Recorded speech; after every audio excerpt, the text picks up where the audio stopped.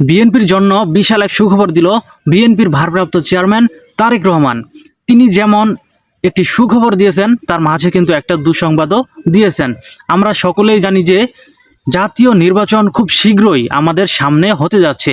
এর মাঝে দেশের অন্যতম একটি দল হচ্ছে বিএনপি, যাদের এই বাংলাদেশে প্রচুর পরিমাণে সমর্থন রয়েছে এবং অনেকেই ধারণা করতেছে যে ভবিষ্যৎ নির্বাচিত সরকার হিসেবে বিএনপির ভারপ্রাপ্ত চেয়ারম্যান তারেক রহমানই হতে পারে। আরও অনেকেই অন্য কেউ মনে করেন। তবে যেটাই হোক না কেন, বিএনপির জন্য সুখবরটি হলো 2026 সালের নির্বাচন যদি সবকিছু ঠিকঠাক থাকে, তাহলে তারেক রহমানের নেতৃত্বেই বিএনপির নির্বাচন কার্য সম্পন্ন হবে। তার মাঝে হালকা একটু সংবাদ হলো, হালকা একটু দুঃসংবাদ হলো, বর্তমানে বিএনপির প্রাথমিক প্রার্থী তালিকা মোটামুটি কিন্তু প্রস্তুত করা হয়ে গিয়েছে। কে কোন জায়গায় প্রার্থী হিসেবে নির্বাচন করবে, তবে দলের ভারপ্রাপ্ত চেয়ারম্যান তারেক রহমান এ তালিকা আরও যাচাই বাছাই করবেন বলে জানিয়েছে এবং দেশে ফিরে চূড়ান্ত প্রার্থী তালিকা ঘোষণা করবেন বলে দলীয় সূত্রে জানা গিয়েছে। তার মানে আপনারা একটা বিষয় বুঝেন যে যারা অনেকেই কিন্তু বর্তমানে আমরা জানি যে এমপি পদে সংসদ ভবনে নির্বাচন করবে, কিন্তু এর ভিতরে তিনি এসেও তালিকা যাচাই করবে এবং এর ভিতরে কাউকে হয়তো বাদও দিতে পারে। অর্থাৎ তিনি এসে যদি পূর্ণ যাচাই বাছাই করেন, হয়তো দুই একজন এই প্রার্থী পদ থেকে বাদও যেতে পারেন। তবে দলের ভারপ্রাপ্ত চেয়ারম্যান যেটি করবে সেটি অবশ্যই দলের ভালোর জন্যই করবে।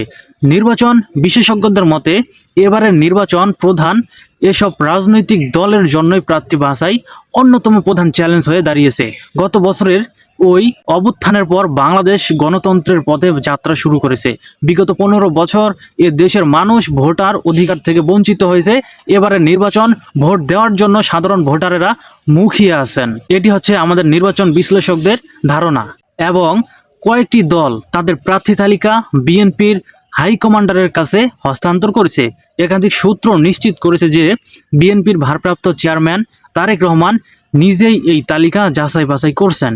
মিত্রদের তালিকা পাওয়ার পর তারেক রহমান দলের শীর্ষ নেতাদের এবং শরিকদের সঙ্গে আলোচনা করে প্রথম শরিকদের জন্য বরাদ্দ আসন চূড়ান্ত করবেন বলে জানিয়েছেন এবং এরপর বিএনপির প্রার্থী তালিকা চূড়ান্ত করা হবে। তবে যেটাই হোক, সকলেই কিন্তু অনেক সুন্দরভাবে কিন্তু প্রস্তুতি নিয়েছে এবং আমরা এতটুকুই আশা করতে পারি যে 2026 সালের নির্বাচন যাতে অনেক সুষ্ঠু এবং অনেক সুন্দর হয়। আর এটা আমরা অনেক প্রত্যাশা করি, কারণ এর আগে যেহেতু আমাদের দেশে নির্বাচন হয়নি, তবে এবার এই নির্বাচনটা যাতে আমাদের দেশে অনেক সুন্দর এবং সাবলীলভাবে সম্পন্ন হয়। আর আমরা সাধারণ নাগরিক হিসেবে এটাই চাই, কারণ আমরা অনেক দিন থেকেই এই ভোট থেকে বঞ্চিত হয়েছিলাম।